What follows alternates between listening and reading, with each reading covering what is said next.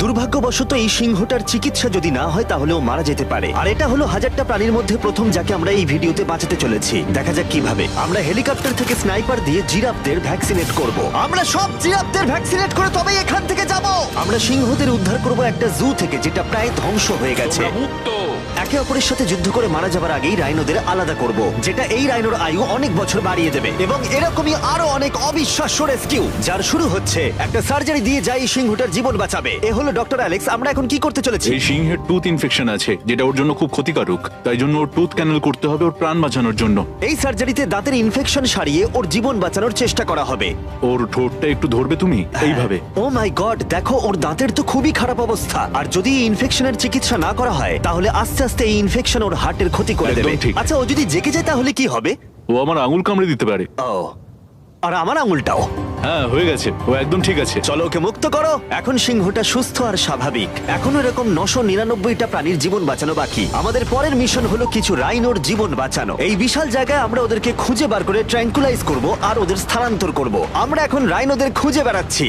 ওদিকে চ্যান্ডলার রয়েছে আকাশে। আমি হেলিকপ্টারে করে চারিদিকে ঘুরে বেড়াচ্ছি। যদি কোনো রাইনো দেখতে পাই তাহলে আমরা তাকে রেস্কিউ করব। এখানে শক্তিশালী রাইনোরা দুর্বল রাইনোদের তাড়িয়ে দেয়, কিন্তু যেহেতু এই এলাকার চারপাশটা বেড়া দিয়ে ঘেরা আছে তাই দুর্বল রাইনোরা এখান থেকে কোথাও যেতে পারে না, আর তার ফলে ওদেরকে মেরে ফেলা হয়। হ্যাঁ, একদমই তাই। তাই প্রথমে আমরা ওদেরকে ঘুম পাড়াবো আর তারপর ওদেরকে এমন একটা জায়গায় নিয়ে যাব যেটা ওদের নিজস্ব জায়গা হবে, যেখানে ওরা বেঁচে থাকার জন্য পর্যাপ্ত খাবার আর জল পাবে। তার ফলে ওরা শক্তিশালী হবে।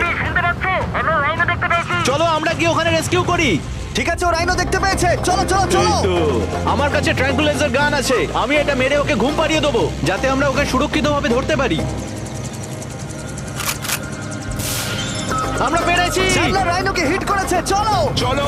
একটা রাইনো ঘুমিয়ে পড়েছে, পরেরটা দেখি। Chandler, good shot. প্রথমেই আমরা ওর অ্যান্টি পোচিং কলারটা খুলে নেব, আর সেটা এইভাবে হবে। এই কলারটা রাইনোর স্পিড ট্র্যাক করে, আর এর ফলে ও স্থানীয় জায়গাতেই থেকে যায়। যদি হঠাৎ রাইনো খোলামেলা জায়গায় দৌড়তে শুরু করে যখন চারপাশে কোনো প্রাণী নেই, তখন আমরা জানি শিকারীরা ওকে মারার চেষ্টা করতে পারে। আমরা চেষ্টা করব যাতে এই রাইনোদের আয়ু অনেকটাই বেড়ে যায়, কারণ ওদের সংখ্যা খুব একটা বেশি নয় পৃথিবীতে। হ্যাঁ, তোমাকে অনেক ধন্যবাদ, এটাই আমার বলার ছিল। তাহলে এটা হলো একটা মাইক্রোচিপ যেটা আমরা ওর শিঙের ভেতরে ঢুকিয়ে দেব, তারপর সেটা আঠা দিয়ে আটকে দেব। এবার যদি কোনো শিকারী ওকে বেআইনি ভাবে মারার চেষ্টা করে তাহলে কালোবাজারে ওর শিং বিক্রি করার সময় আমরা ট্রেস করে ওদেরকে ধরতেও পারবো। এবার এই রাইনোকে এমন একটা জায়গায় নিয়ে যাওয়া যাক যেখানে বড় রাইনো একে মারতে পারবে না।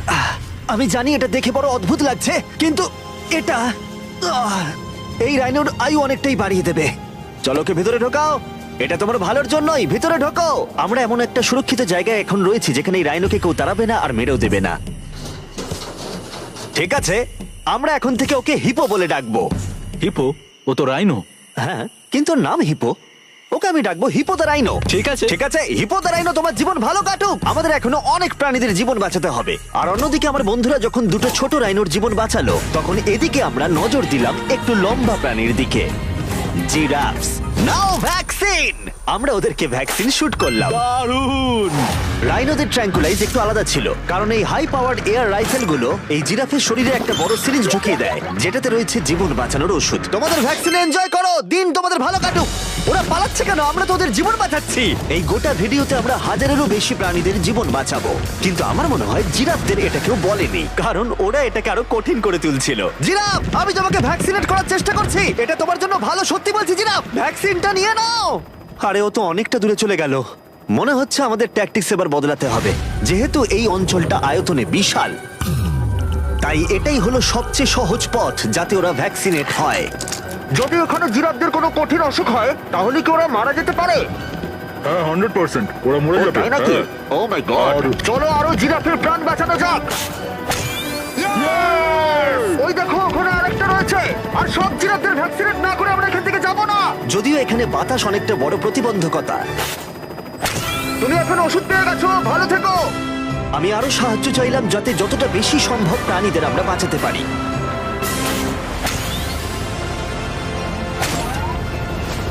আমি 5টা জিরাফ দেখতে পাচ্ছি, ওদের ভ্যাকসিন হয়নি। আর 4টে জিরাফের ভ্যাকসিন বাকি। 3টে জিরাফের বাকি। ইয়ে! শেষের জন্য একদম সামনে আছে। দেখো, 5 জনকে দেওয়া হয়ে গেল। আমরা ওদেরকে শুট করছি, যদিও আমরা ওদেরকে মারছি না, ওদের জীবন বাঁচাচ্ছি। ঠিক জায়গায় লেগেছে। যখন আমরা ওখান থেকে বেরোলাম তখন প্রায় 70টা জিরাফের ভ্যাকসিনেশন হয়ে গেছে। তার মানে এখন অব্দি 74টা প্রাণীর জীবন বাঁচানো হলো। আমরা দেখতে পাচ্ছিলাম আমাদের প্রচেষ্টা ক্রমশই কঠিন হচ্ছে। হ্যাঁ ওটাই তো, একদম সুস্থ হয়ে গেছে। ভাই, কে জানতো জিরাফদের ভ্যাকসিন করা এতটাই মজাদার হতে চলেছে। কিন্তু এখনো আমাদের প্রচুর প্রাণীদের জীবন বাঁচানো বাকি রয়েছে।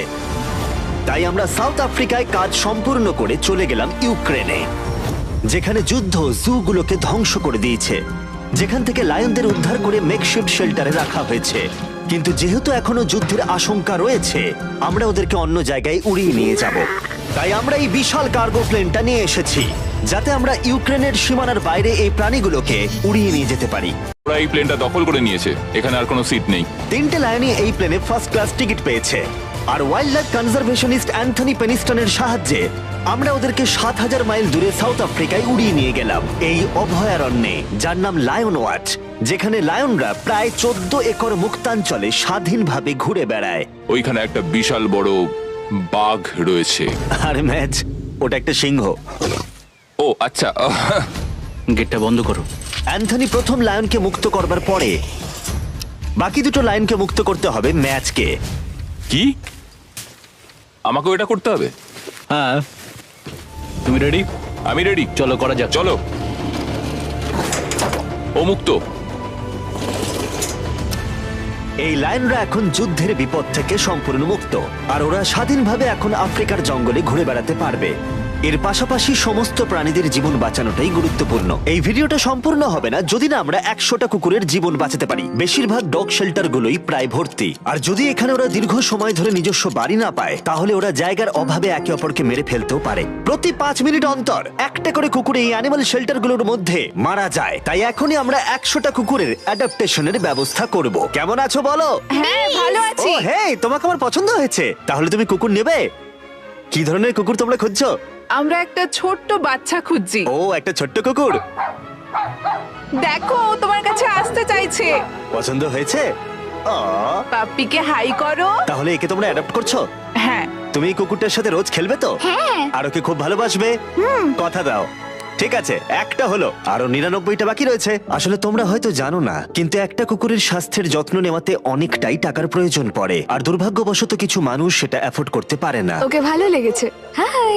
আর সেই জন্যই আমি একটা গুড নিউজ ওদেরকে শোনাতে চাই। এখানকার প্রত্যেকটা কুকুরের মতোই এর মেডিকেলের খরচ আর এর অ্যাডপশনের ফি তোমাদের দিতে হবে না।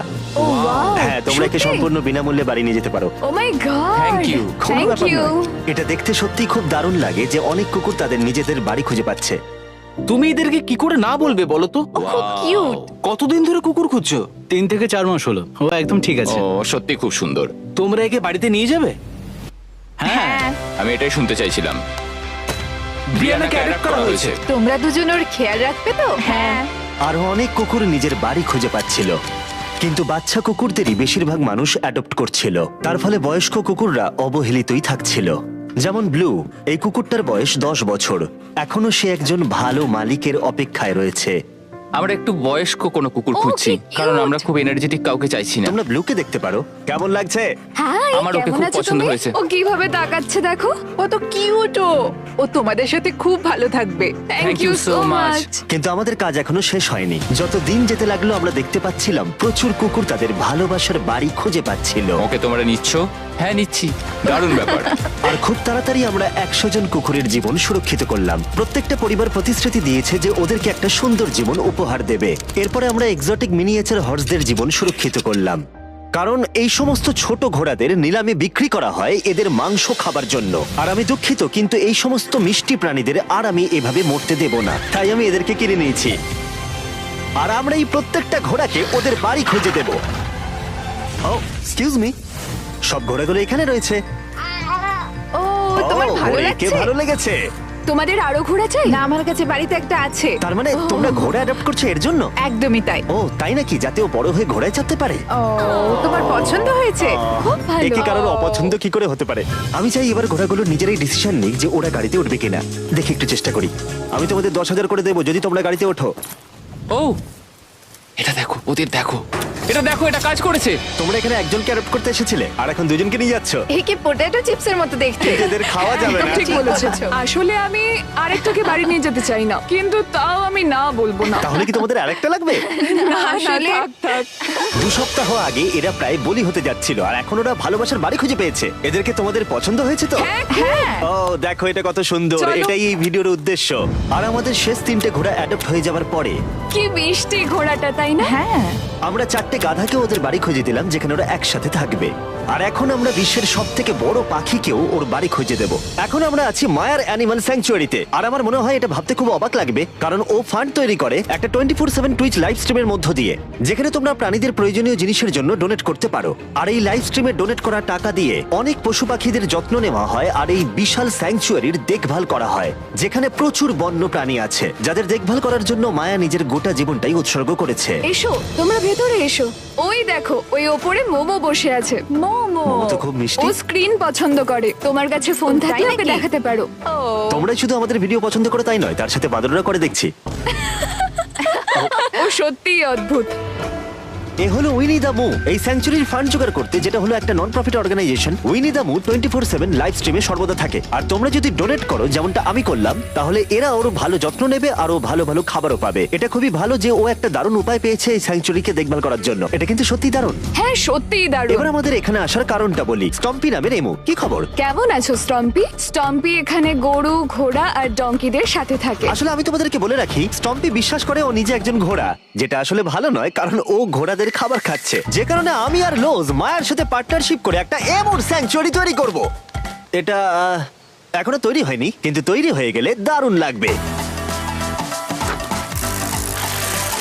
এর সাথে লোজকে আমি একটা বড় ধন্যবাদ জানাতে চাই, যার জন্য এই প্রজেক্টটা সম্ভব হয়েছে। লোজ এই কাজটা করতে শুরু করেছে বন্যায় এই এলাকাটা ক্ষতিগ্রস্ত হবার পর থেকে। আর এই বছর লোজের 10 মিলিয়ন স্কোয়ার ফিট জুড়ে কাজের একটা অংশ হলো এই স্যাংচুয়ারির অবস্থার উন্নতি ঘটানো। আমরা স্টম্পিকে কিভাবে আরো সাহায্য করব? আগে আমরা এখানটা বেড়া দিয়ে ঘিরে দেবো। আমি এর আগে কখনো বেড়া তৈরি করিনি। ঠিক আছে, প্রথমে বেড়াটাকে সোজা করতে হবে। মায়া, তুমি কি করে এত সহজে কাটছো?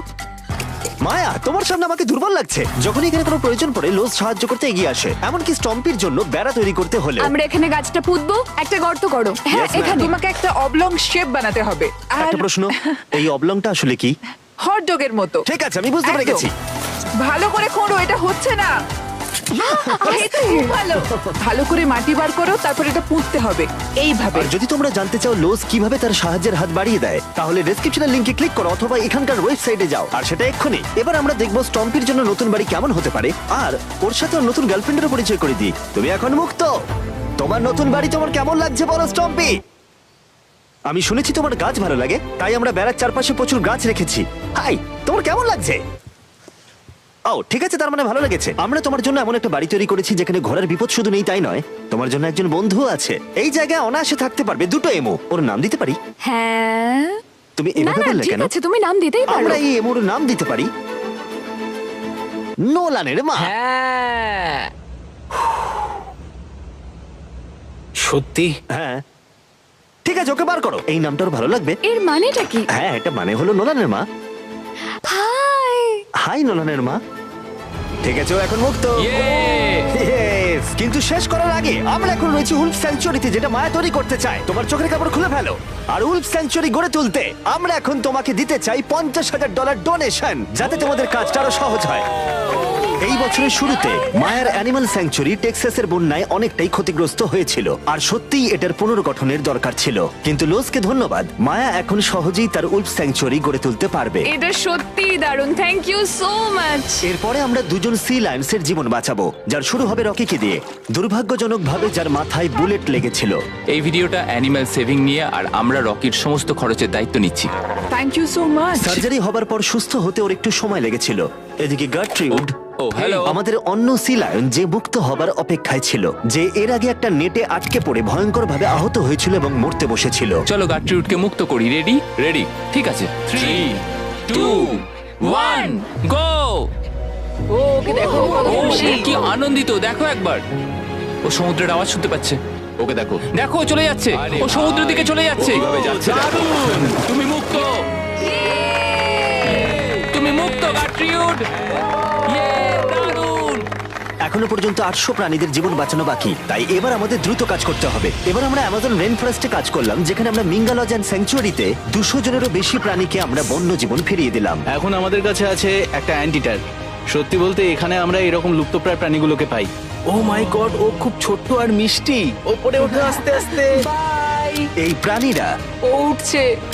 হয়তো বেঁচেই থাকতো না যদি না আমাদের কাছে মিঙ্গার মতো পুনর্বাসনের জন্য স্যাংচুয়ারি থাকতো। তাহলে আমরা এখন এই টর্টয়েসটাকে ওর আসল জায়গায় ফিরিয়ে দিতে এসেছি। আর ওদেরকে মুক্ত করা হলো। কিন্তু আমাদের কাজ এখনো শেষ হয়নি, কারণ ইউএসএ তে ফিরে এসে আমরা আরো 100 জন প্রাণীর জীবন বাঁচালাম। যেমন এখানে রয়েছে wild life critter circle of life, যেখানে 47 জন আহত এবং অসহায় প্রাণীদের চিকিৎসা করালাম, যার মধ্যে রয়েছে ব্ল্যাক উলফ, যার নাম হলো ড্রেকো। ওকে লুসিয়ানায় গুলি করা হয়েছিল। যখন ও এখানে এলো তখন দাঁড়াতেও পারছিল না, আর এখন ওকে এইভাবে দেখে আমি খুব খুশি। 20 জন শিয়ালকে হত্যা করা হতো আর তাদের পশম দিয়ে কোট বানানো হতো, কিন্তু তার পরিবর্তে আমরা ওদের প্রত্যেককে একটা নতুন জীবন উপহার দিলাম। তুমি এখানে খেলনা পাবে, খাবার পাবে এবং চাইলে ঘুরেও দেখতে পারো। এখানে রয়েছে এই বিশাল বার্ড স্যাংচুয়ারি। এখানে আমরা বাঁচালাম 70 জন দেশীয় পাখিকে, যেমন এই স্ক্রিচ আউল, যাকে একটা গাড়ি ধাক্কা মেরেছিল, যার আহত চোখের এখন চিকিৎসা হচ্ছে।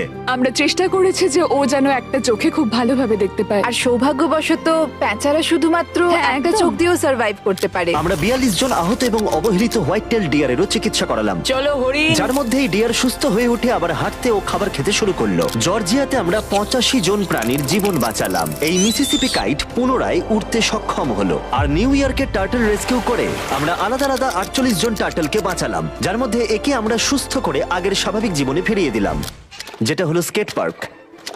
Wild life critter circle of লাইফে এই ক্যাঙ্গারু, যার নাম হলো বৌডি, সে তার মাকে হারিয়েছে, তাই তার কিছু জিনিস প্রয়োজন ছিল যা তার মায়ের অভাব মেটাতে পারে। এই বোতলটা এমন ভাবে বানানো হয়েছে যাতে ও মায়ের স্পর্শ অনুভব করতে পারে। আমরা পাউচগুলো এমন ভাবে বানাই যাতে ওরা সুরক্ষিত অনুভব করে, আর এইভাবেই দেখাশোনা করা হয়।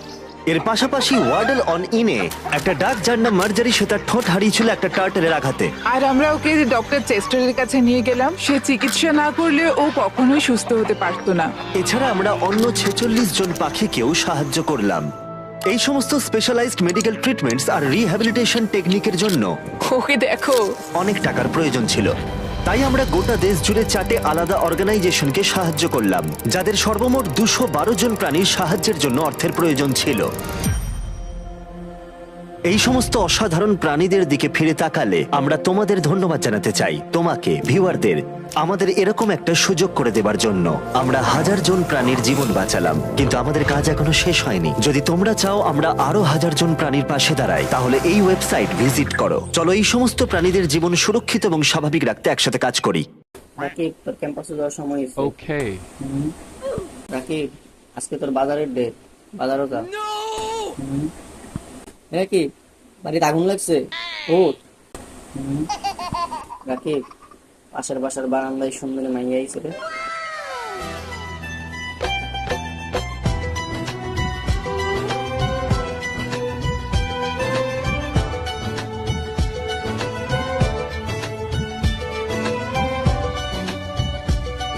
রাকিব, খেলা আছে রে, ফুটবল খেলা।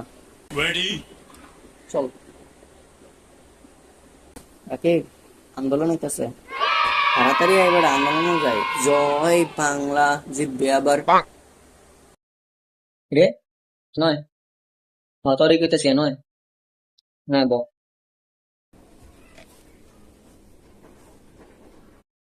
এই যে তুই আমরা তারেনারে করে আঁকতে আঁকতে গেলি, তোর সামনে যেন এলাকার একজন মাননীয়, সম্মানীয়, সুদর্শন, নম্র, ভদ্র, স্মার্ট বড় ভাই বয়ে দিছে। তো কোন হুঁশ আছে? কোন হুঁশ আছে নি তো? বাকি সাহেব রিসোর্স সালাম নাই, আদব কায়দা নাই, বড় ভাইরা একবার জিঙ্গার নাই যে ভাই কেমন আছেন, নাস্তা নাস্তা ঠাস ঠুস গেছিস বেন্দা। হ্যাঁ, আপনার কি আর কোনো দুঃখের কথা? ওমা, তোর আবার কি এর দুঃখ? খুদা দুঃখের দুঃখ, খুবই বড় রকমের দুঃখ। তুই মানুষ এই কদ্দুর, আর তোর দুঃখ রে এই কদ্দুর। হ্যাঁ, আপনার বাড়ির পিছনের যে বাড়িটা, সেই বাড়ির ডানে গিয়া বামে যে রাস্তা, সেই রাস্তা দিয়া 7 করা মাদার পরে যে বাড়ি, সেই বাড়ির পিছনের রাস্তার মধ্যে আমার বিলকিসের লগে দেখা হয়েছিল। বিলকিস আবার কেডা? বিলকিস আমার ভালোবাসা। তো দুঃখ কি? আরে হ্যাঁ, তো আজকে বিয়ে ঠিক হয়ে গেছে গা তুফাজলের লগে। যাক মাশাল্লাহ। কেন দুঃখের কি আছে? এটা তো খুশি সংবাদ। আমি না বিলকিসকে ভালোবাসি। তো তুফাজলে কি করে?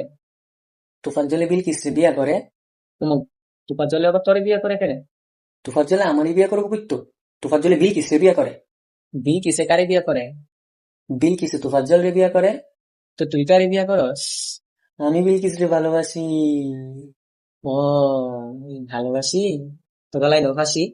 বিলকিসরে না পাইলে ফাঁসি দিমু। আচ্ছা, ফাঁসি দেওয়ার আগে সালাম আর সম্মান দিয়া যাস। আপনার এইটা দিব এইটা। হারা রে গোলামের ফুক। আগেও কাউরে গুনি নাই, এমনও গুনি না, পাওয়ারই আলাদা।